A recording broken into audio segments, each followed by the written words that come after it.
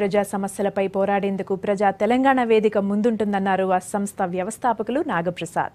తెలంగాణ ప్రజల ఆకాంక్షల మేరకు పనిచేస్తామని చెప్పారు. ఇక ప్రజా తెలంగాణ వేదిక ప్రభుత్వానికి, పార్టీలకు వ్యతిరేకం కాదన్నారు. ప్రజా సమస్యలపై ఉద్యమించడమే వేదిక కర్తవ్యమని చెప్పారు. టీడీపీ నుంచి బయటకొచ్చి ప్రజా తెలంగాణ వేదికను ఏర్పాటు చేశామని, త్వరలోనే కొత్త పార్టీని ప్రకటిస్తామని చెప్పారు నేతలు.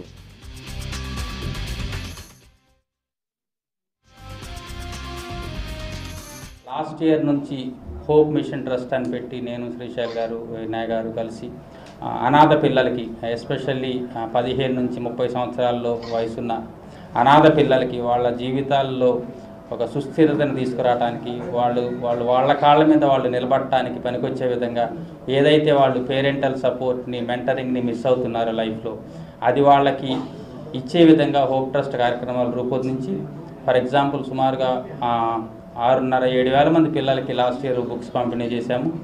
అట్లానే డిఎస్సి టెస్ట్ కోసం సుమారుగా 750 మంది పిల్లలకి కంప్లీట్గా రెసిడెన్షియల్ ప్రోగ్రామ్ పెట్టి వాళ్ళ ట్రైనింగ్, ఉండటానికి వాళ్ళ ఫుడ్ అంతా కేర్ తీసుకొని వాళ్ళు సక్సెస్ఫుల్గా ఎగ్జామ్స్ రాసేలాగా మేము హెల్ప్ చేశాము. అట్లాగే మా హోప్ ట్రస్ట్ ద్వారా చాలామంది పిల్లలు ఇవాళ వివిధ ఐటీ ట్రైనింగ్ కోర్సుల్లోనూ, మిగతా కాంపిటేటివ్ ఎగ్జామ్స్ ప్రిపరేషన్ కోర్సుల్లోనూ ప్రిపేర్ అవుతూ ఉన్నారు.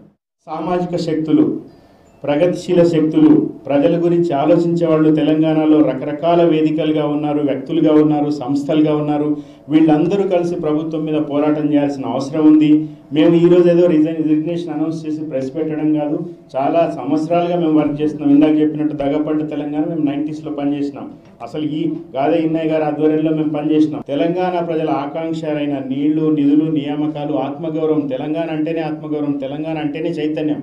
ఈరోజు అసలు ఆ వాయిస్ లేకుండా చేస్తూ ఉన్నారు, అన్నింటినీ అణిచివేస్తూ ఉన్నారు. ఒక అహంకారపూరితమైన పాలన నడుస్తోంది.